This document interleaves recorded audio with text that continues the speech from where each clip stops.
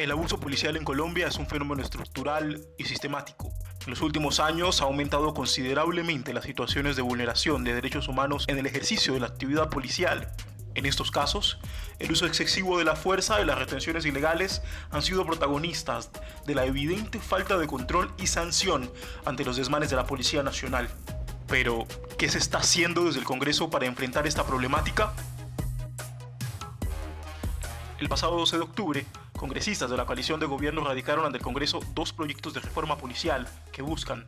por un lado, democratizar el acceso a la carrera oficial en la policía y su sistema de ascensos, y por el otro, prevenir y sancionar los abusos y el uso desproporcionado de la fuerza en manifestaciones públicas. Sin embargo, hay problemáticas que siguen siendo invisibilizadas, como la violencia que se ejerce por motivos racistas,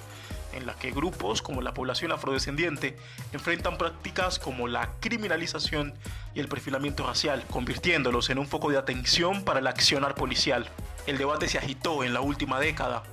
Entre 2020 y 2022 se han presentado en el Congreso 4 proyectos de ley para reformar la policía. Pero,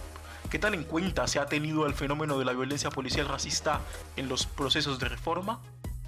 Empezando por la primera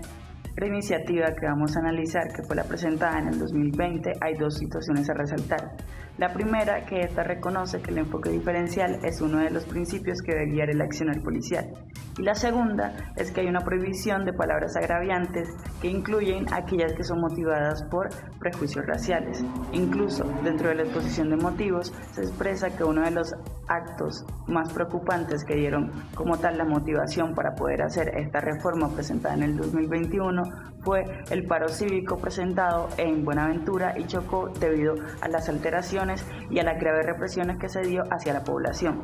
Sin embargo, no hay un reconocimiento que estas grandes afectaciones se dieron de manera diferencial y fue víctima desproporcionalmente la población afrodescendiente, que además estaba exigiendo ciertas necesidades básicas que se habían desconocido a partir del abandono estatal, una de las expresiones más de la discriminación estructural del país.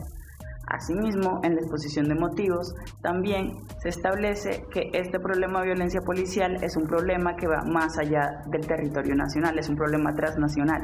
y da el ejemplo de Estados Unidos con la violencia policial racista. Lo curioso de este elemento es que si bien reconoce que en Estados Unidos hay unas dinámicas de violencia policial racista, esto no ocurre en el país, lo que evidentemente implica la invisibilización de este fenómeno y además la poca participación que tienen las organizaciones y sus exigencias en la estructuración de estos proyectos de ley. En 2021 la situación no fue diferente. Tras los hechos ocurridos en el marco del paro nacional, se presentó una iniciativa que buscaba el desmonte del SMAT. No obstante, en aquel momento no se hizo énfasis en las afectaciones que la violencia policial tuvo para la población afrodescendiente, ni una reflexión sobre cómo el uso excesivo de la fuerza se convierte en un peligro para poblaciones específicas.